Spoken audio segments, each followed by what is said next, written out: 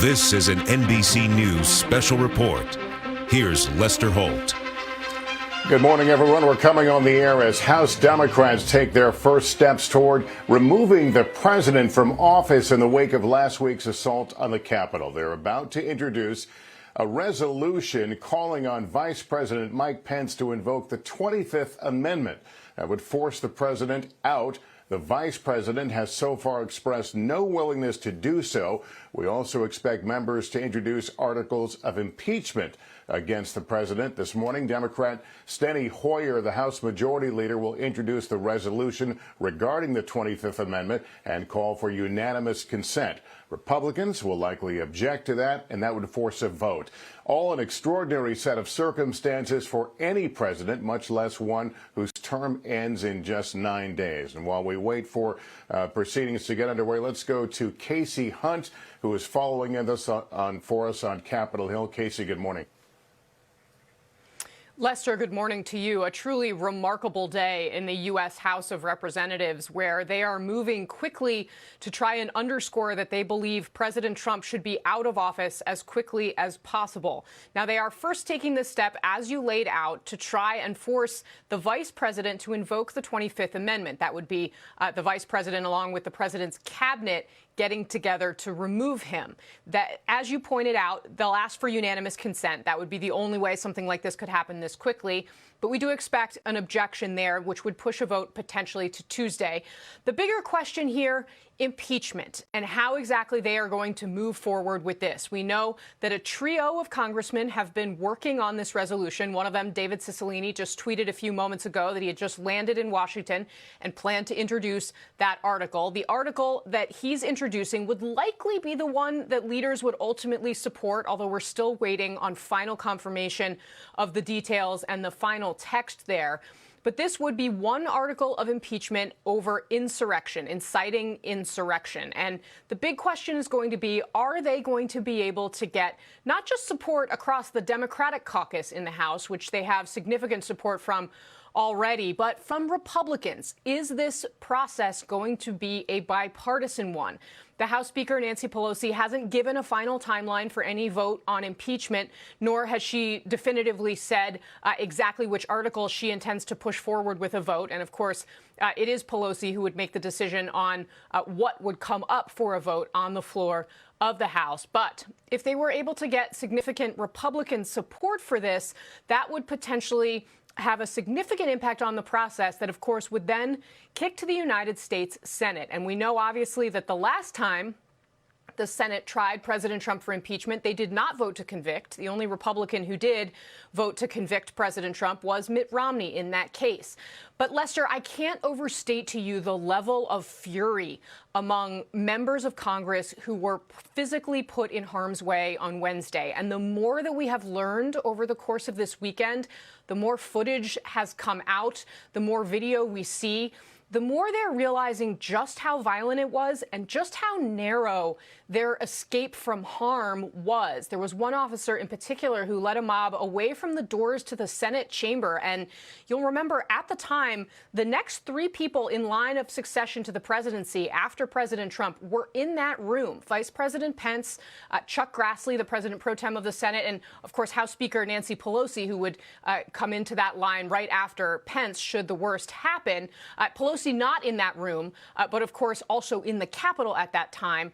Those doors were locked just minutes after a police officer led the mob away from the Senate chamber. So all of this has heightened the tension and, frankly, the fear among members of Congress who have to make a decision now about what to do about President Trump. Another Republican Senator, Pat Toomey of Pennsylvania, came out over the weekend and said he thinks President Trump should resign and go away. The question now, how many other Republicans are going to be willing to join him? Lester. All right, Casey, thanks. As the House now gaveled to order, we want to quickly go to Peter Alexander at the White House. Peter, what is the word from the White House right now? Well, Lester, to be fair, we haven't heard from the president or seen him publicly in 5 days. He did post a couple of statements on Wednesday after the riots and again on Thursday White House produced statements. There are discussions right now in the White House about some form of a public statement today that might focus on his accomplishments, on his frustration with big tech, as he's been banned from many of those social media outlets, including Twitter, Facebook, and Instagram right now. But a White House official tells NBC News that those discussions are ongoing. No final decision has been made. But to be clear, this is a president who is poised potentially to become the first in history to be impeached twice by Congress. A president who is isolated, and he's also defiant, showing no indications that he has any intention to step down at this point.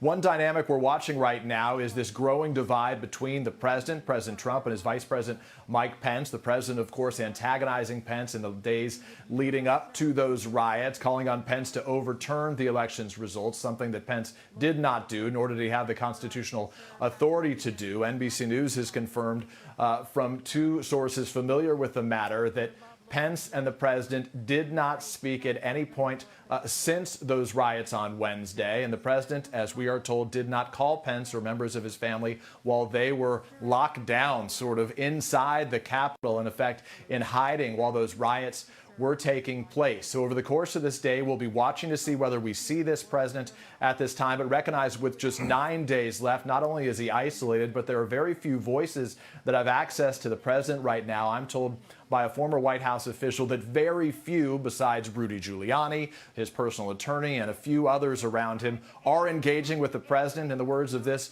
former official, nobody wants to be in the president's line of sight. Lester? All right, Peter, thanks. Let's go to Hallie Jackson. Hallie, to Casey's point, each day this seems to be worse. Each video clip, each photo, it feels worse. How does that play on the dynamics of this? Does it make it harder to game how this ends? A little bit, but at the same time, in the eyes of some, it actually makes it potentially easier to get people on board behind this potential incitement of violence to create this insurrection article of impeachment that we're talking about. And I'm keeping an eye here on the floor, Lester, as we're speaking.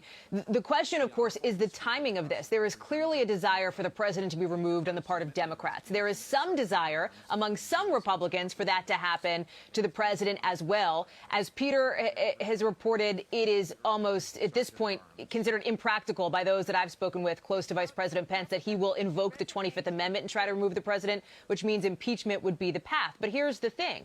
The timing of it means that the president would almost certainly be out of office by the time the impeachment goes from the articles are sent, if they pass the House, from the House over to the Senate. Remember, that's what happened last time around. Then he had that Senate trial.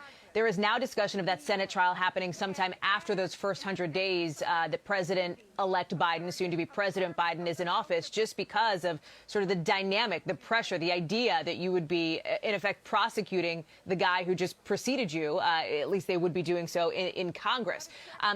There is a question about the president's political future, because part of what this impeachment vote could potentially do is prevent President Trump from ever running for office again. I've spoken with a couple of sources who think that the president has, in effect, disqualified himself just based on his actions on January 6th from becoming a serious contender in 2024. So there is a political piece to this at play, in addition to the national security piece that some Democrats are talking about, Lester. Bottom line, you have some severe concern from Republicans, not just, by the way, the Republicans that are often coming out and speaking out against President Trump whenever he does something that is considered outrageous. And you have a president on the other side of Pennsylvania Avenue who is increasingly isolated, increasingly on an island with just 10 days or so to go before the inauguration. To some people, it feels like a tinderbox, and the focus now is also on security ahead of the inauguration on January 20th, Lester. That is a different kind of security event. It has a different context, but one that is increasingly important to a lot of folks on the Hill. All right, Hallie, thanks. While you were speaking, we were watching some business taking place. There was the reading of the formal resignation letter from the sergeant at arms, and then the swearing in of the person that will replace him. We're again waiting for this 25th Amendment resolution to be put forward. Congresswoman Debbie Dingell right now is at the podium. I'm trying to see where we are. Resolution 23, resolution electing a member to a certain standing committee of the House of Representatives. Without objection, the resolution All right, is we're adopted. not quite and a there motion at the to business of the day. Quickly, we'll go to Justice Correspondent Pete Williams. He has more on the rules governing this process. Pete, what can you tell us? Well, I think people may wonder why bother with an impeachment if the president will be out of office. And the answer is that there is some precedent for the Senate actually having a trial after somebody is already out of office and barring them from future office, Lester. All right, Pete, here's Steny Hoyer. Will report the title of the resolution. House Resolution 21, resolution calling on Vice President Michael R. Pence to convene and mobilize the principal officers of the executive departments of the cabinet to activate Section 4 of the 25th Amendment to declare President Donald J. Trump incapable of executing the duties of his office and to immediately exercise powers as acting president. For what purpose does the gentleman from West Virginia rise? I object. Objection is heard. Pursuant to Section 5A1B of the House Resolution 8, the House stands adjourned to 9 a.m. tomorrow.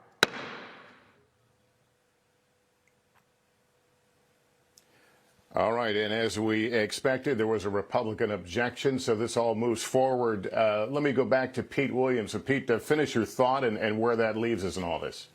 Sure. So the idea is that obviously impeachment is intended to remove someone from office. If the president is already out of office, then the question is why bother with the impeachment? And there is some precedent for if the House has already started the process and then the person leaves office, you could still have the Senate trial. And if the president were convicted, if Mr. Trump were convicted at that point, then, and that would take a 2/3 vote, then by a simple majority vote, the House could vote to bar him from future office. And that seems to be at least one of the driving forces behind the desire to do the impeachment. So it would take a simple majority vote in the House to pass the articles of impeachment. They would then go to the Senate, and the Senate could act on them whenever it chooses and hold a trial. And if by a 2/3 vote Mr. Trump were convicted, then they could proceed to this vote on whether to bar him from future office. All right, so this resolution that would call upon the vice president to exercise Section 4 of the 25th Amendment, there's an objection we just heard from the Republican side. Let's go back to Casey Hunt to explain what happens now. Well, Lester, we're actually trying to answer a question here based on what we just saw, because we had been expecting the introduction of impeachment articles. We didn't see anything on the floor on that, which one source of mine had said we needed to do. But we have to double check and make sure that that process actually did unfold behind the scenes here before we move forward on that front. What you did see there play out was unanimous consent. Now, that would have allowed that motion to move through because of the rules of the House. They can't do anything without a period of waiting, basically. So that's why you saw that Republican member go down, object, and now it's likely we're going to see this process play out further on the 25th Amendment question tomorrow. They have been wanting to give the Vice President, Mike Pence, 24 hours to respond to this. I think Democratic leaders still want it to go that way, but I don't think they're optimistic that the Vice President is actually going to take this route. He has signaled that he is not willing to, although obviously events could change and adjust things if we were to see something that caused additional alarm, especially among Republicans. So the question now is, how are House Democrats going to proceed with this question of impeachment? And as these articles have been drafted, and again, they started drafting these articles, Lester, while they were under siege Wednesday at the Capitol. Two of these congressmen were huddled together in one of their offices, sheltering in place, and they started making phone calls to the Senate or the House Judiciary Committee lawyers and others to try and get this all written down. And they have settled on charges against the president for inciting insurrection. There were some Democrats who also wanted to add some other things to that, including the call that the president made to the Georgia Secretary of State about their election. But it seems like at this point, those concerns may be, if not set entirely aside, at least minimized in comparison to what happened on Wednesday, because there's a sense that keeping it focused on the events of Wednesday, the terrible events of Wednesday, makes it more likely that this process could be a bipartisan one, and therefore one more likely to succeed in removing and barring the president from office. Lester. All right, let me go to Peter Alexander right now with a view from the White House. Peter, So we understand the vice president does not want to exercise the 25th Amendment. Do we know what the level of discussions have been? Has he spoken to anyone at the House, Speaker Pelosi?